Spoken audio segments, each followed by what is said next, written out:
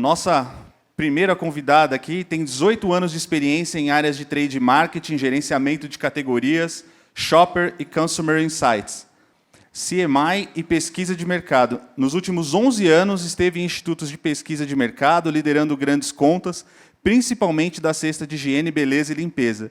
Está há 9 anos na Nielsen e, no início de 2024, assumiu as frentes de painel de consumo e e-commerce para o Brasil. Senhoras e senhores, com vocês, Andrea Stoll, Senior Account Manager da Nielsen. Bem-vinda, Andrea. Obrigada. Uma apresentação dessa, eu espero, né, que o material faça jus. Tudo bem, pessoal? Muito prazer. Eu sou a Andrea. Vivi, obrigada mais uma vez por convidar a Nielsen aqui. Vocês me ouvem bem? Não estou muito acostumada com esse tipo de microfone, mas vou tentar. Muito obrigada, Vivi, de novo, pelo convite, por trazer a Nielsen para participar desse evento. Gente, vamos lá, vou falar um pouquinho para vocês, então, do que a gente está enxergando para o e-commerce, com base no que aconteceu no passado e o que a gente acha que vai acontecer aqui para esse ano, principalmente, tá? Antes de entrar no e-commerce, vou falar um pouquinho sobre contexto macroeconômico. São números que todos vocês têm acesso, não é um dado da Nielsen, mas a gente sabe que o contexto macroeconômico sempre vai influenciar na dinâmica de canais, tá? Então, falando um pouquinho aqui do que a gente viu no ano passado e o que a gente já começa a ter de perspectiva para esse ano. Então, em 2023, a gente viu que o PIB fechou aí em quase 3%, teve uma alta, foi algo positivo. E quando a gente olha o último trimestre do ano passado, estava estável, mas a gente fechou um PIB aí em quase 3%, em 2,9%. Taxa de desemprego no último trimestre do ano passado ficou em 7,4%, mas quando a gente fecha o ano foi aí em 7,8%, que é uma taxa baixa, né? Um patamar, um dos menores patamares aí que a gente viu desde 2014. E a inflação também, que fechou aí em 4,62%, isso no ano passado, tá? Que também é um dos menores níveis, o menor nível que a gente viu aí desde 2020. O que a gente já começa a olhar para 2024? Então, 2024, a gente já tem uma previsão que isso, obviamente, é sendo revisto, né? Todo mês que passa, isso vai sendo revisto, mas a gente já tem aqui uma previsão de que, muito provavelmente, 2024 fecha um pouco abaixo do que a gente viu em 2023. Então, já fica um primeiro watch-out aí, o que a gente imagina que vai acontecer no consumo também esse ano, tá? Muito disso, do que a gente tem de previsão para o fechamento do ano, tem a ver com o que alavancou em 2023, né? Que é o setor agropecuário, que impulsionou bastante o PIB do ano passado. A gente imagina que esse ano não vai ter um crescimento tão expressivo assim. Outra coisa que a gente pontua aqui, deixa eu ver se eu consigo... Estou conseguindo usar o laser. É que a renda média, na verdade, apesar de já ter tido um aumento aí num salário mínimo, quando a gente pensa na renda média, a gente está falando ainda de uma renda familiar que não chega a R$3.000. Então, a gente tem que pensar que esse consumidor ele está pagando tudo, né? Desde o gasto que ele tem fixo com lar, com educação, com contas fixas, e aí o que sobra para ele poder consumir. Então, o que a gente traz aqui para a gente começar a refletir é, apesar de ter tido esses aumentos aí em salário mínimo, a gente ainda tem uma renda média mais ou menos perto de 3 mil, um pouquinho abaixo de 3 mil reais. Isso faz com que a gente ainda não tenha um grande aumento de poder de compra. Então, é um ponto de atenção também para esse ano. Outra coisa que a gente colocou aqui, que também está sendo revisto e também já baixou, é a taxa Selic. Ainda assim, uma taxa Selic na casa de uns 11,25, que foi a última revisão que a gente teve atualizada, ainda é uma taxa muito alta, né? Então, a gente pensa aqui num consumidor que está endividado, um consumidor que é inadimplente, o que é o inadimplente aqui? A gente já está falando de pessoas que estão endividadas e que declaram que já não vão conseguir pagar as próprias contas ou já não estão conseguindo pagar. Então, essa taxa ainda é alta. Tudo isso para corroborar de que o poder de consumo ainda está impactado, ainda vai ser impactado esse ano. Então, o que a gente imagina que vai acontecer daqui para frente? Quando a gente pergunta para o consumidor, principalmente para o brasileiro, isso é um dado, a América Latina também é bastante parecido, o brasileiro é bastante otimista, tá? Então, quando a gente pergunta em relação ao ano anterior, se ele acha que a situação financeira dele, isso é declarado, está melhor, está igual ou está pior, aqui eu tenho, ali em cima, nesse gráfico aqui de cima, nessa primeira linha, Brasil e embaixo é global, para a gente poder fazer uma comparação. Então, quando eu perguntei para o consumidor o que ele achava que ia acontecer em relação às finanças pessoais dele para os próximos anos, já se declarava que ele entendia que estava melhor. Tá? Isso no ano passado. E aí, quando a gente pergunta para ele futuro, o que você acha que vai acontecer no futuro? E a gente continua muito mais otimista do que outros países quando a gente tiver essa média global. Ou seja, o brasileiro, apesar de alguns percalços aí no caminho, e apesar de alguns índices macroeconômicos que a gente enxerga que não são os mais positivos do mundo quando eu penso em consumo, o brasileiro ainda é otimista. Tá? Vou entrar um pouquinho agora no que nos interessa, que é falar um pouquinho mais da dinâmica de e-commerce. Eu trouxe um dado aqui para vocês, mais para a gente poder colocar o e-commerce num contexto de canais. Porque, salvo toda a dinâmica que a gente sabe que é bastante diferente, o e-commerce é mais um canal. E a Nielsen mede vários outros canais. Então, é importante a gente colocar isso num contexto. Principalmente, a mensagem que eu quero trazer aqui é para vocês entenderem que o e-commerce hoje ele já é um dos maiores canais em faturamento. Óbvio que tem um tema de sortimento aqui, a gente tem coisas de maior valor agregado sendo vendido no e-commerce também, mas isso é legal para a gente começar a ficar na cabeça, já que teve um boom, sim, na pandemia, por toda a circunstância que a gente estava vivendo, mas ainda assim a gente continua com um canal aqui, que é um dos maiores quando a gente compara com todos os outros canais que vendem produtos de giro rápido. Tá? Então, esse é um ponto importante aqui. Outro ponto importante para a gente ter de mensagem. A gente tem um canal que já é o segundo maior e que ele continua em tendência de crescimento. Obviamente, a gente não está com taxas de crescimento como a gente via em momentos de pandemia. Então, o crescimento que a gente viu de 20 para 21 e até de 21 para 22. E agora a gente está com uma taxa de crescimento um pouquinho menor, mas ainda assim é um ponto que a gente está conseguindo manter os patamares que foram atingidos naquele momento que o consumidor comprou mais nesse canal em função das circunstâncias de pandemia e do isolamento social. Tá? Então, é um canal que está conseguindo manter aí o faturamento que foi atingido naquele momento. Outra coisa para ajudar a gente a contar a história aqui, que só corrobora que o e-commerce realmente veio para ficar, é sobre o ganho de penetração nos lares. O que é penetração nos lares, gente? De todos os lares hoje no Brasil, quantos estão comprando em determinado canal? E aí a gente consegue ver a variação disso ao longo dos últimos anos. Então, o que a gente trouxe aqui é um dado de 2021 versus o ano de 2023, para a gente ver se o canal está crescendo ou não. Tenho dois grandes destaques aqui. O atacarejo, o atacado, cash and carry, é um canal que a gente vem falando bastante de crescimento. Nos últimos 10, 15 anos, a gente fala bastante do crescimento desse canal. E é um canal que continua ganhando penetração. Mas quando eu comparo com o e-commerce, que é um canal que está em outro momento, né, um outro nível de amadurecimento, principalmente quando a gente olha para o Brasil, é um canal que está ganhando ainda mais penetração. Então, isso, gente, é só para ficar algumas mensagens já martelando na cabeça de vocês, de que teve um boom da pandemia, sim, foi onde o canal ganhou uma maior penetração, foi onde o canal conseguiu atingir patamares que nunca tinham sido atingidos antes, e a gente não está perdendo. O canal não está perdendo, está conseguindo manter o que ganhou aí nesse momento de isolamento social. Mesma mensagem, tá? Então, quando eu olho aqui a evolução de faturamento do e-commerce, eu vejo, obviamente, aqui em 2021, que a gente teve quase 260 aqui, e agora, quando eu olho para 2023, está 254. Não é uma grande queda. Teve um crescimento maior, mas não é uma grande queda. A gente está continuando mantendo esses patamares que foram atingidos até então. E aqui já entrando um pouquinho no FMCG, né, que são as categorias de giro rápido, que é esse gráfico aqui, como é que eu leio essa bolinha? A bolinha de dentro é a importância que eu tinha para FMCG, esse rosinha claro aqui, em 2022, e quanto que a gente está agora de importância em 2023. O crescimento que eu tive ainda. Então, a gente vai falar mais de alimentos e bebidas, obviamente, mas aqui o destaque é o canal, então, está conseguindo manter esse mesmo faturamento que tinha, ou muito parecido com o que tinha, não está perdendo, mesmo após a abertura de outros canais e saída do isolamento social. E quando eu olho para o FMCG, que representava aí na casa de uns 12%, já teve um crescimento de quase 5%. Então, quase 16% aí é a representatividade hoje da cesta de FMCG dentro do e-commerce. Falando um pouquinho aqui da quantidade de shoppers ativos no canal e fazendo já um gancho com, especificamente, alimentos e bebidas. Então, a gente teve aqui em 2021 aproximadamente quase 88% aqui, de shoppers ativos, não é por cento aqui, perdão, a gente teve, exato, ativos aqui, e aí a gente vê que em 2022 chegou a quase 109%, e em 2023 está muito parecido. Então, eu quero só dar um destaque aqui para o pulo que a gente viu, evolução de shoppers ativos de 21 para 22, que boa parte disso aqui foi por aumento de número de pedidos, especificamente para alimentos e bebidas. Tá?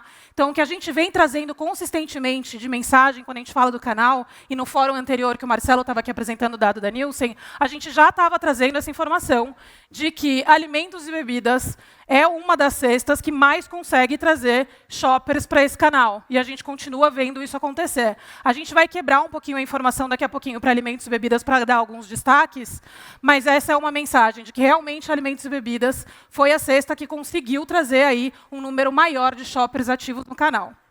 E quando eu falo, então, de alimentos e bebidas, o intenção de compra, perguntei para as pessoas que estão no online o que elas querem comprar. E de todo mundo que fala que tem a intenção de comprar alimentos e bebidas, não é só alimentos e bebidas que está entrando nessa cesta. Então, tem uma relação grande aqui também com vou comprar alimentos e bebidas, mas também pretendo comprar algum item de perfumaria, algum item de cosmético, moda, acessório, casa, decoração, enfim, aqui tem a tabela toda. É muito mais para trazer para vocês que, quando esse shopper entra no canal, principalmente via alimentos e bebidas, ele também coloca outras coisas dentro da cesta, tá? Então, é uma oportunidade aqui para o próprio canal como um todo conseguir trabalhar diferentes tipos de cestas aí no canal. Tudo bem?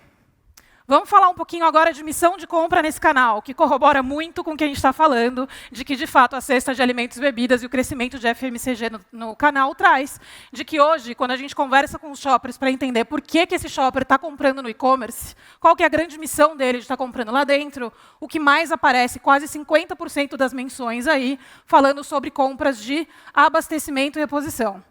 Então, quando a gente pensava lá atrás, no e-commerce que ainda estava muito mais focado em tech and durables, que ainda tem, obviamente, uma participação importante, mas aqui eu já estou falando aqui de quase metade das menções sobre compras de abastecimento e reposição, o que, obviamente, tem um destaque grande aí também para alimentos e bebidas, puxando esse tipo de resposta. Tá? Então, quando eu olho de todo mundo que respondeu abastecimento e reposição, vem em primeiro lugar saúde, depois eu já tenho também cosméticos, aí, perfumaria, e, em terceiro lugar, alimentos e bebidas. Falando, então, especificamente em intenção de compra de alimentos e bebidas, o que eu quero trazer de informação também para começar a esquentar os motores e a gente pensar como trabalhar nesse canal e os diferentes retailers que existem aí dentro, né? Porque não é tudo a mesma coisa. O e-commerce já é um mundo completamente diferente e dentro do e-commerce a gente ainda tem também algumas estratificações.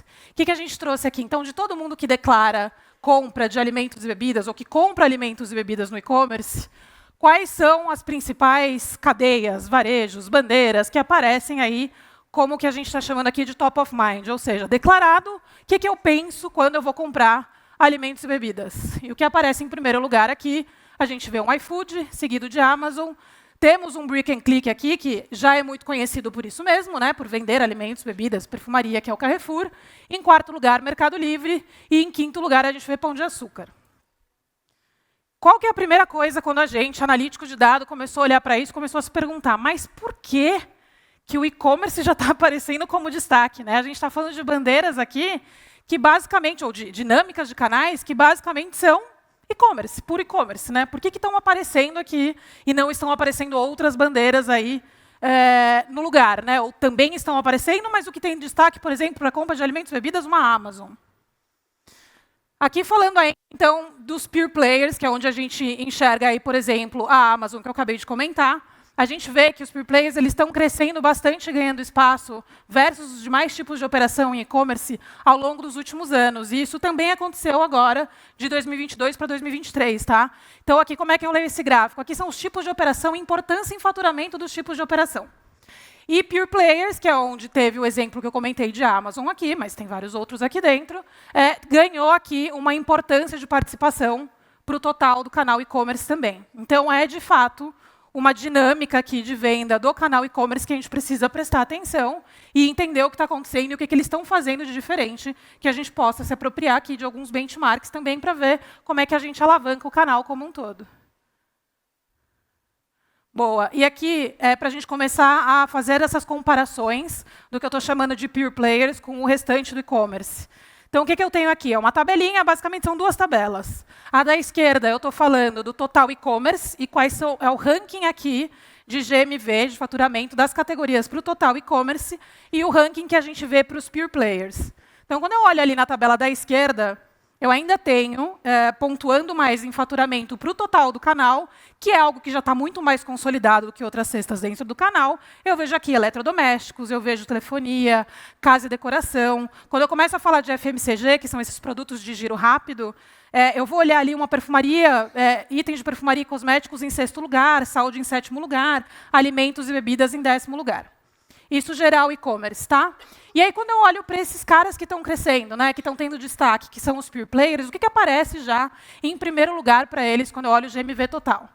Então, a primeira coisa que a gente já vê de destaque aqui já está aparecendo em primeiro lugar perfumaria e cosméticos, e em quarto lugar já está aparecendo alimentos e bebidas. Ou seja, de fato, os consumidores estão comprando alimentos e bebidas, no exemplo que eu dei, na Amazon, no Mercado Livre. O que está acontecendo, né? Então, quando a gente compara total, realmente, peer players, é uma dinâmica aqui dentro do e-commerce que a gente precisa prestar atenção. Falando, então, agora eu vou fazer um deep dive para vocês. Já falei um pouquinho de economia, um pouquinho do e-commerce geral, falei um pouquinho da operação de peer players, e agora a gente vai entrar especificamente aqui em produtos de giro rápido, tá?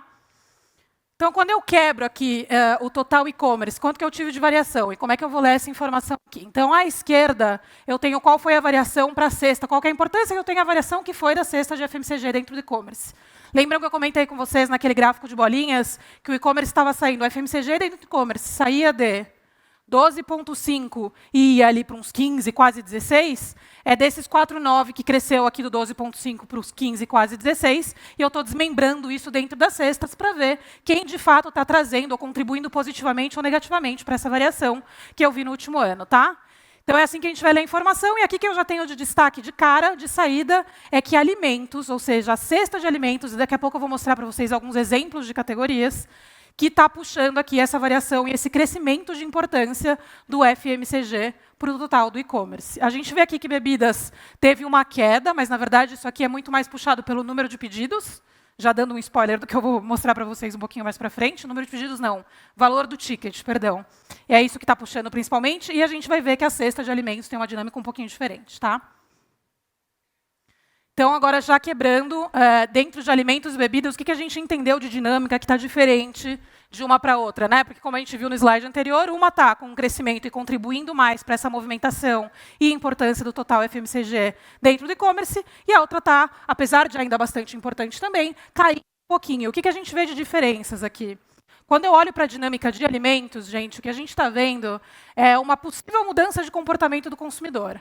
Por quê? Porque eu estou olhando, quando eu olho os KPIs, quando eu penso em alimentos, o que está acontecendo? A gente está vendo que está caindo um pouco o número de pedidos. Então, o número de pedidos aqui está caindo, mas o gasto por ocasião está aumentando. Isso aqui traz para a gente um ponto de atenção de que, muito possivelmente, a compra pode estar sendo mais planejada do que ela era feita no passado. O que significa que eu tenho um consumidor, então, fazendo menor quantidade de pedidos, mas gastando mais cada vez que ele faz uma compra de alimentos dentro do e-commerce. Então, isso pode ser um primeiro indicativo de uma compra mais planejada do que era no passado. E para a cesta de bebidas, a gente está enxergando um movimento contrário. Para a cesta de bebidas, o que a gente está vendo é que o canal está sendo mais acionado, então eu estou tendo maior número de pedidos aqui, mas eu estou tendo uma queda no ticket médio. Para bebidas, especificamente, a gente vai ver um pouquinho mais para frente, que tem uma dinâmica importante de categorias aqui. Então, eu tinha categorias que eram mais compradas no passado, não que estão deixando de ser compradas, mas eu tive destaque maior para categorias de um pouquinho menor valor agregado dentro da cesta de bebidas, tá? Então, é isso que está movimentando aqui essas principais diferenças que a gente vê de movimento mais macro, total cesta de alimentos e cesta de bebidas. Aqui já vou quebrar um pouquinho de categoria, para vocês conseguirem aterrissar um pouquinho mais os movimentos. E começando por alimentos, que está ali do lado esquerdo, como eu comentei que muito provavelmente a gente enxerga que essa compra está mais planejada do que ela foi no passado, a gente também tem um destaque aqui que corrobora com essa informação de itens de, podemos chamar de cesta básica aqui, itens mais básicos, não é tudo de cesta básica ali, mas eu tenho um azeite, eu tenho um leite, que estão crescendo e são os destaques aí dentro de e-commerce, assim como também tem uma parte de cereal, proteína em barra, também tem um destaque aqui. E quando eu olho para bebidas, que está ali no meu cantinho direito, em cinza, o que eu vejo, e o que eu comentei para vocês no slide anterior, que a gente tem um gasto um pouquinho menor dentro dessa cesta, principalmente porque eu estou vendo um crescimento grande de cerveja aqui. Então, cerveja sendo mais comprada no e-commerce do que era no passado, em detrimento de algumas categorias que continuam sendo compradas, porém um pouco menos, como o uísque e vinho, por exemplo, que quando a gente pensa no unitário, né, o valor por litro, cerveja é muito mais barato, o que acaba fazendo com que o ticket caia um pouquinho, apesar de estar aumentando ainda o número de pedidos para quem compra bebidas no e-commerce. Aqui, como eu comentei que a gente precisa colocar o e-commerce nesse set de canais como um todo, né? Porque o consumidor não é só um consumidor de e-commerce, ele consome em vários canais. Aqui a gente está fazendo a variação dessas categorias que eu trouxe para vocês, que são destaques tanto em alimentos quanto em bebidas, no on e no off. Então, isso aqui é mais uma informação para a gente ter dentro de casa, de que a gente, nessas categorias que se destacaram e ajudaram o FMCG a ganhar importância no e-commerce, elas estão variando mais positivamente, ou até variando positivamente, que no caso do off, às vezes, está em queda, do que a gente vê num canal moderno, num canal que é offline. Então, esse é um outro ponto de atenção, que a indústria precisa estar muito consciente disso e colocar o e-commerce nesse set total de ambientes de varejo, porque muitas vezes eu posso ter uma categoria que não está performando bem no moderno ou num canal offline, mas a gente vê um crescimento disso para o e-commerce. Então, a gente precisa olhar realmente em comparação. Então, ali no canto direito, as categorias de alimentos, olha o que está acontecendo com o azeite no canal offline e olha o que está acontecendo com o azeite no canal online. Então, é uma tendência, inclusive, diferente, né? Um crescimento bastante agressivo dentro de um e-commerce, e uma pequena retração aí no canal offline. Então, um ponto de atenção. E ali, no canto direito, mostrando um pouquinho da variação de bebidas. E aí, trazendo o ponto de cerveja, que cerveja continua crescendo no off também, mas olha como ele cresce de maneira mais expressiva no online. Aqui, gente, ainda dessas categorias de destaque, só porque com certeza viriam perguntas sobre será que a Black Friday influenciou nisso? Será que a Black Friday também começando a influenciar não só para eletro, para tech and durables, mas para a parte de alimentos e bebidas? E a resposta é sim. A variação que a gente enxerga de crescimento dessas categorias na Black Friday é ainda maior. Ou seja, está muito claro para a gente, não é só uma informação dessa apresentação de agora, mas de todas as apresentações que a gente vem fazendo aqui nesse fórum com vocês e em outros sobre o overview do e-commerce, está muito claro que o shopper, de fato, já está usando o Black Friday também para comprar produtos de giro rápido.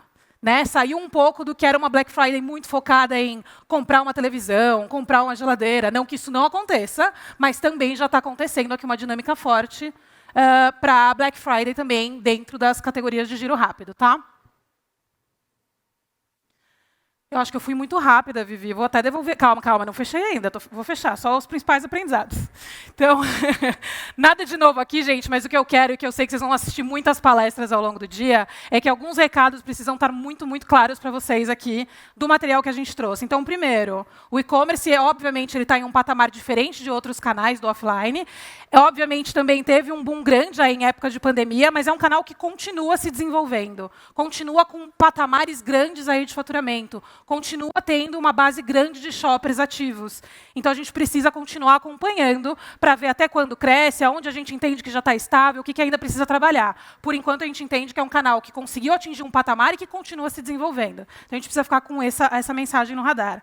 Depois, mensagem sobre as categorias de giro rápido, principalmente com destaque para alimentos e bebidas. Essas categorias estão fazendo com que a grande missão hoje do shopper dentro do e-commerce é comprar produtos para se abastecer e para fazer reposição. Isso é cair um paradigma gigante quando a gente pensa no nascimento do e-commerce, né? Principalmente pensando em consumidores brasileiros. Então, quando a gente, de novo, vai para os consumidores e pergunta para eles qual é a missão de comprar no canal, a resposta já é abastecimento e reposição, que é muito parecido com o que a gente vê aí de canais como supermercado, hipermercado, atacados, enfim, do off. E, por último, que é um ponto importante que a gente mostrou para vocês, é sobre os peer players, né, que são os canais aí, especificamente online, que já estão ganhando destaque dentro do mercado de FMCG e destaque principal para alimentos e bebidas. Então, precisamos entender também o que está acontecendo aí, para a gente pegar alguns benchmarks e trabalhar melhor a cesta dentro do canal. Vivi, agora fechei. Andréia. Obrigada, gente. Obrigada, Andréia. Palmas para ela, pessoal. Uau! Obrigada. A gente tem pergunta, Andréia. Eu acho que tem, né? Tem. A gente tem pergunta. Dani? Uau, pessoal, e aí? Com essa abertura cheia de dados aí, alguma dúvida? Eu tenho uma pergunta. Espero que eu saiba responder. Vamos lá. Eu tenho certeza que você sabe. O que vocês têm visto que os peer players têm feito para ganhar share nesse segmento? Eu tive em eventos em outros países. Fora do Brasil, o México, por exemplo, os dois principais players são o Mercado Livre e a Amazon. Eles lideram. O que você tem visto esses players, os peer players, fazer no Brasil para ganhar market share? Bom, é uma ótima pergunta, eu vou te responder parcialmente, porque a gente vai ter um momento 2 aqui. O que a gente enxerga que pode estar acontecendo? Por que eu digo que eu vou responder parcialmente? Porque são hipóteses ainda que a gente quer validar. A gente enxerga que, muito possivelmente, tem, além dos temas que entendo que são mandatórios já e não é mais um diferencial, então, obviamente, tem alguma coisa relacionada a preço, a campanhas que esses canais especificamente façam no dia específico daquele canal, mas a gente entende que pode ser que também tenha uma parte aqui de conveniência do próprio canal versus os outros, pensando na experiência de compra. Então, na experiência de compra nesse canal, quantos cliques eu tenho que fazer para conseguir chegar no meu carrinho e fazer efetivamente a compra? Porque, e voltando no ponto de te responder aí parcialmente, são hipóteses. A gente vai colocar no nosso painel em abril, né, Lu? Em abril, a gente vai colocar uma pergunta especificamente para quem comprar a cesta de alimentos e bebidas aí dentro de Peer Players, para entender por que está comprando lá. E para quem não comprar, por que não está comprando lá. Então, a ideia é que a gente consiga ter isso em abril ainda mesmo. Então, no final aqui tem o meu contato, vocês fiquem à vontade de me acionar para a gente poder compartilhar com vocês o que a gente já viu de declaração de quem compra lá, por que compra lá, e quem não compra, por que não compra. Aí a gente consegue aterrissar um pouquinho melhor. Mas essas são as hipóteses. O Jeff Bezos tem uma frase que ele diz o seguinte, né, que muita gente pergunta para ele o que vai mudar daqui 10 anos. Mas pouca gente pergunta o que não vai mudar. E ele fala que o que não vai mudar é o consumidor querer preço e entregas rápidas. Exato, isso é o default, né? Tem que ter. Se não tem isso, aí já nem entra na jogada. Perguntas, pessoal. Sem timidez. Se Só ninguém levantar perguntar, o eu vou braço. escolher alguém aleatoriamente para fazer uma pergunta. Pô, Dani, Ou aí você fiquem à assusta. vontade Não. também para me Não tem buscar perguntas? depois. Eu tenho uma pergunta, mas até as pessoas aí irem se soltando, né? Porque eu tenho certeza que tem gente aí querendo fazer alguma pergunta específica. Cada vez mais, né, canais entrando aí nessa jornada do consumidor, cada vez tem mais canais entrando em todo esse processo. Existe uma perspectiva de aumento de gasto desse consumidor? Porque hoje ele usa vários canais e faz vários tipos de compras, né? Abastecimento, recorrência. É uma boa pergunta. Depende. Uma resposta um pouco vaga, né? Mas depende, porque depende muito do canal e a gente tem que pensar também que a renda, né, média não está aumentando proporcionalmente ao número de canais visitados. Então, depende.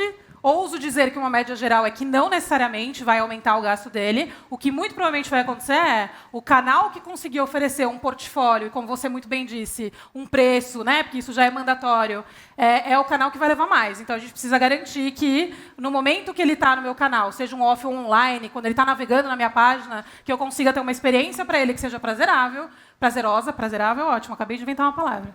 Mas que seja uma experiência prazerosa e que ele consiga colocar mais coisas no carrinho, porque se ele comprar em você, provavelmente o outro canal deixa de vender aquele item. Então, é aproveitar quando ele está lá dentro, porque o bolso dele é finito, né? Então, provavelmente não, mas depende. Pode ser que uma ou outra tenha algum destaque. Pegar esse share of wallet desse consumidor, né? Eu tenho um dado para compartilhar aqui. Por favor. A gente pergunta para os nossos clientes de piso se eles pesquisam o preço no site antes de ir para as lojas.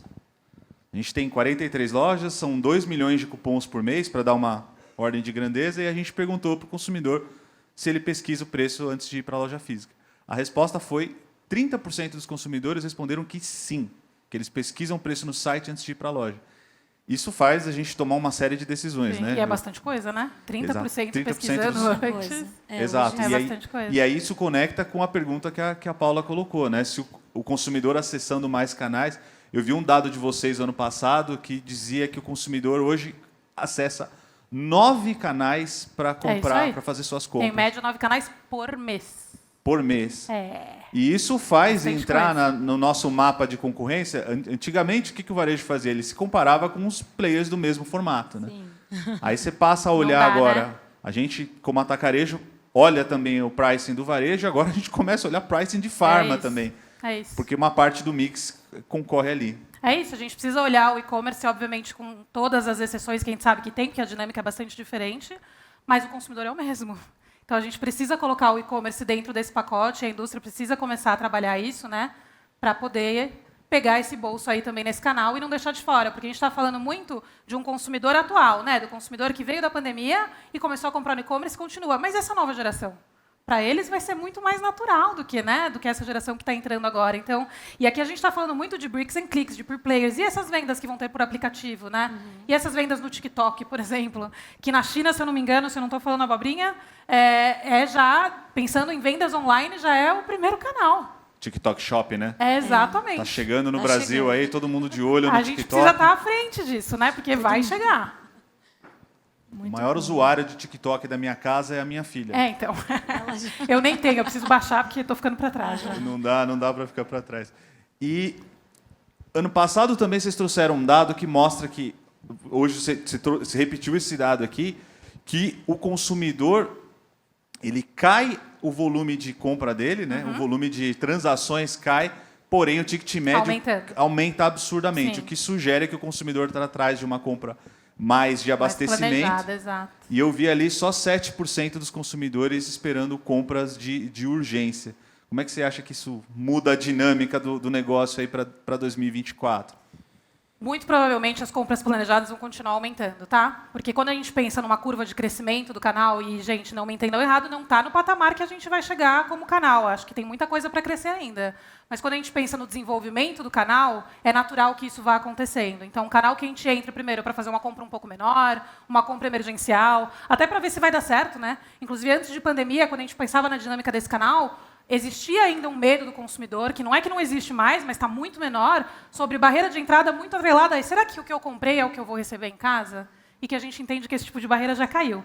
Então, pensando numa maturidade do canal, muito provavelmente o que a gente está enxergando de compra de abastecimento e reposição vai continuar acontecendo e vai continuar crescendo para o canal. Fantástico. Muito trabalho que a gente tem pela frente, Tem né? bastante coisa para fazer. Muita coisa para fazer. E aí, acho que, para fechar aqui, tem um último comentário. Ano passado, eu estava conduzindo uma pesquisa e eu entrevistei uma executiva. Como a pesquisa é anônima, não posso citar o nome, mas é conhecidíssima de mercado aí. E ela me chamou a atenção para um ponto de que na Europa o consumidor já tem esse comportamento de se preparar para fazer uma compra de abastecimento, uma compra mais planejada e menos de urgência. O boom da entrega expressa, aquela coisa de receber rápido, não é uma coisa que não pegou forte lá fora, né? Não é a principal modalidade de entrega. E agora a gente vê isso acontecendo aqui também, né? É isso. Vai ter ainda uma parte importante disso, mas realmente o que a gente vê de missão de compra já não é mais só emergência, só entregar em 10 minutos. Tem também, mas não é o principal que a gente enxerga de crescimento hoje, nem de importância. Maravilha, pessoal. Andréa, muito Obrigada, obrigado. gente. Uma salva de palmas para o pessoal. Obrigada.